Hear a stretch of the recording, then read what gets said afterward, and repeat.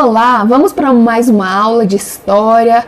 Nossa aula hoje vai ser sobre a redemocratização. A redemocratização no Brasil acontece em dois momentos da história brasileira. No primeiro momento, a gente tem a Era Vargas, 15 anos de governo, 15 anos sem participação popular. Então, esse processo de redemocracia seria a volta do povo nessa participação. O momento em que o povo não tinha participação na Era Vargas, e agora vai iniciar um processo, onde as pessoas podem participar. Democracia, governo do povo, onde o povo participa, ok? Então nós temos aí dois processos. O primeiro é depois da Era Vargas e nós vamos para a nossa aula hoje, que é depois da ditadura militar. Quando aí, de 1964 a 1985, a gente tem a ditadura, e aí nesse processo nós vamos ter, a partir de 1985, esse processo de redemocratização brasileira. O povo vai voltar a participar, ok? Vamos lá. O que a gente pode destacar desse período da redemocratização após a ditadura?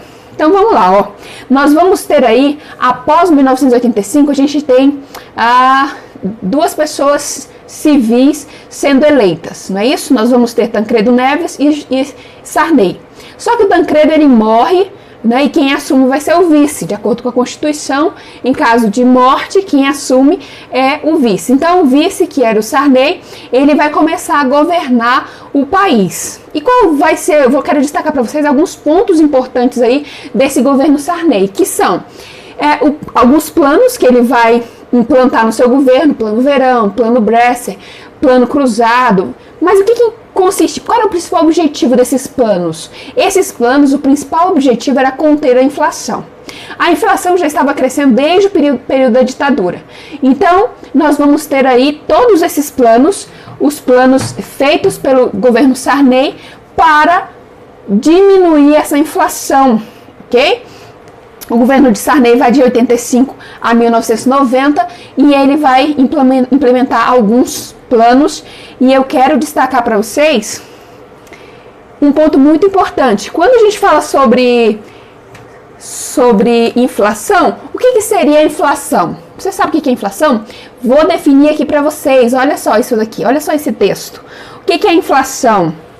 Existem diversas teorias econômicas para explicar o processo inflacionário, mas basicamente a questão gira em torno da lei da oferta e da procura. Ou seja, diante da baixa oferta de um produto no mercado, quanto maior o número de pessoas que o procuram, maior será o seu preço. Em determinados momentos na economia, a moeda vigente pode perder seu valor. Isso significa que para comprar o mesmo produto, há necessidade de uma quantidade cada vez maior de moeda. Assim, os preços dos produtos aumentam. Pode-se concluir que a inflação é a perda do poder aquisitivo da moeda em circulação, o que traz graves problemas à população, pois os salários ficam cada vez mais desvalorizados. Algo que se comprava anteriormente com certo valor em dinheiro, dias depois não se adquiria mais. Então, olha só, quando a gente fala de inflação, é quando o nosso dinheiro perde o poder de compra. Às vezes, os produtos vão sendo aumentados e o nosso salário ele não é aumentado, então gera aí essa questão da inflação. Beleza, gente? Então é quando o meu dinheiro perde o poder de compra. Claro que é uma definição bem simples para que você entenda. Tem muito mais coisas atrás dessa questão de inflação. Beleza, então o principal objetivo do Sarney vai ser combater essa inflação. O que mais que ele vai implantar nesse governo dele? Muito importante agora, Constituição de 1988. Quando a gente fala de redemocratização, não tem como a gente não falar de Constituição, olha só essa Constituição aqui. Esta é a 7ª Constituição brasileira. Eu fiz um outro vídeo falando aqui, sobre as principais constituições do Brasil. Nós vamos ter 7 constituições. E esta, conhecida como a Constituição Cidadã, é conhecida aí, foi implantada em 1988, nesse processo de redemocratização. E ela é conhecida como Constituição Cidadã porque ela vai dar direitos, à população, e ela vai ouvir, vamos dizer assim, vai ser uma Constituição democrática, não é isso?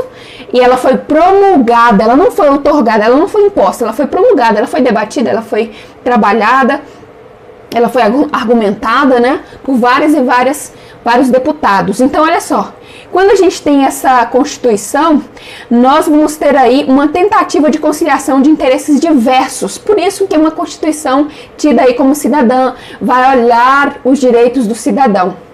E aí, nessa Constituição, o que a gente pode destacar? Coloquei aqui algumas coisas para a gente destacar. Fim da censura, liberdade de expressão.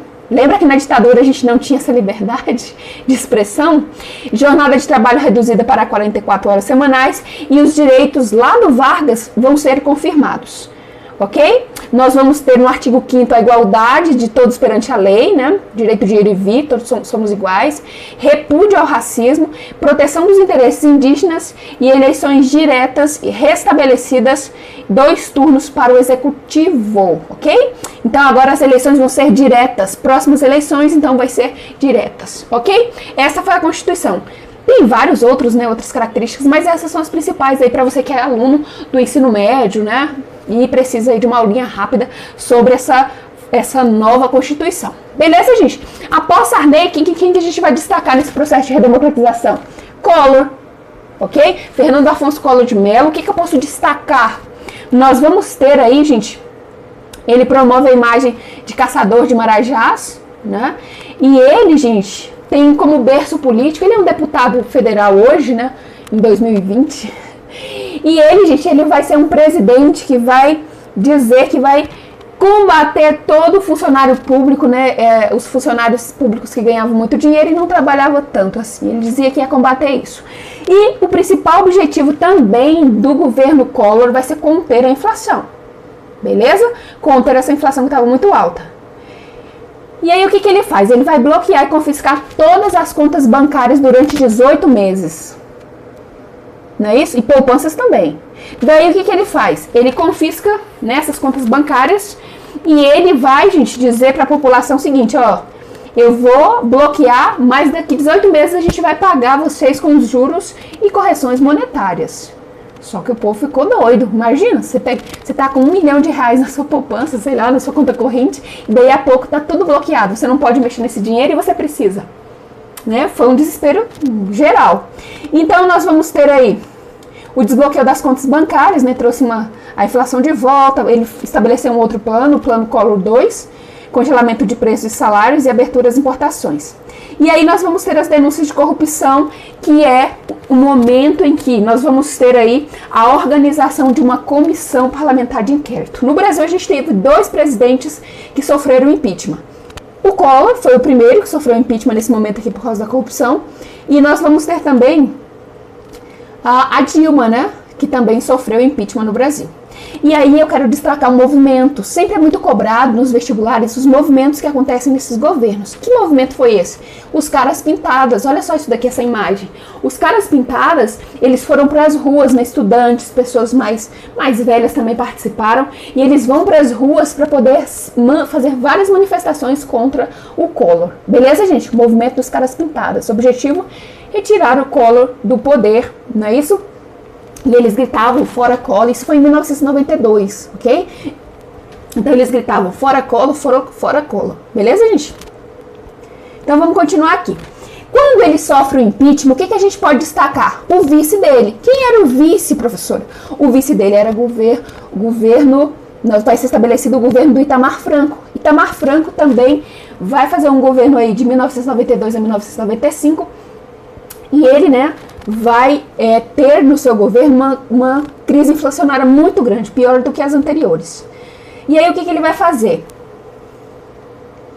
Ele vai estabelecer aí um novo ministro da Fazenda, o FHC, ou seja, Fernando Henrique Cardoso, ok? O Fernando Henrique, gente, ele vai implantar aí no Brasil uma nova moeda, o real.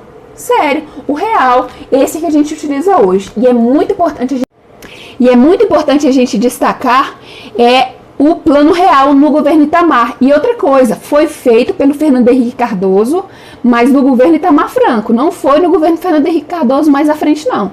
Ok? Então foi criada uma nova moeda e isso é o que nós podemos destacar no período de Itamar Franco. Beleza? Ele conseguiu conter a inflação, né?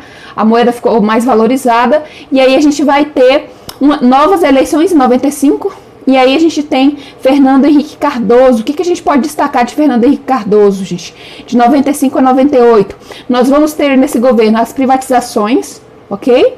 O que são as privatizações? É quando eles pegam as empresas que são estatais e privatizam elas. Vêm empresas de fora e compram essas estatais, né? Então, olha só, nós vamos ter a tomada de mais empréstimos ao FMI, política econômica ancorada com taxas de juros, nós vamos ter algumas reformas constitucionais visando garantir a possibilidade de um segundo mandato, e aí nós vamos ter novas eleições. Nós vamos para o segundo mandato do FHC, de 99 a 2002.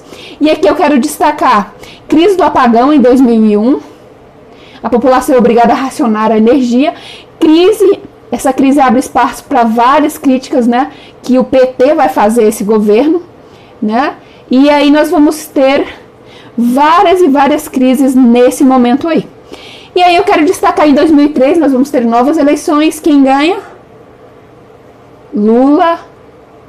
Luiz Inácio Lula da Silva. Então, Lula começa a governar o Brasil de 2003 a 2006. Quais são as principais características do governo aí do Lula, que eu posso destacar? O programa de destaque, Fome Zero e Bolsa Família.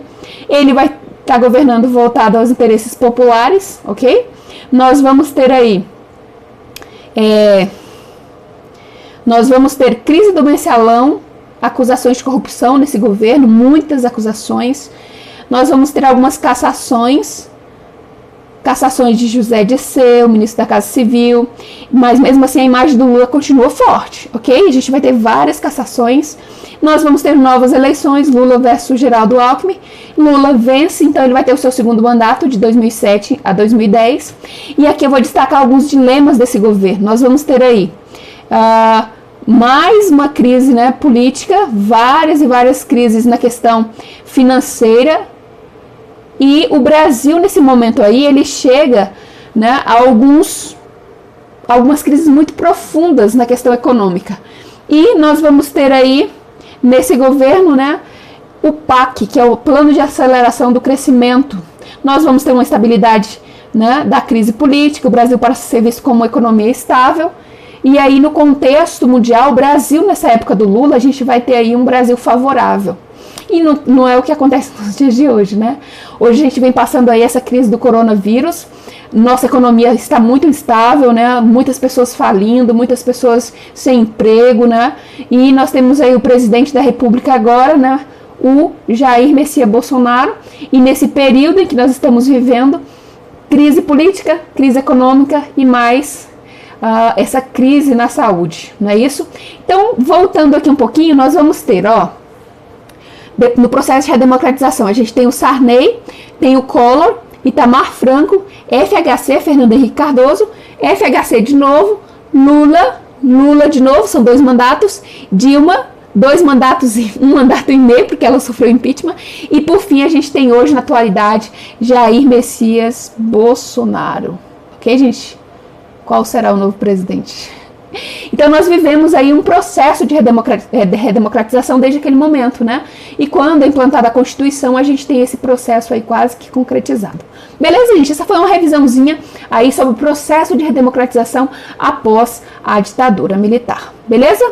Tchauzinho, se inscreva no meu canal e assista as aulas e dê o seu like. Tchauzinho!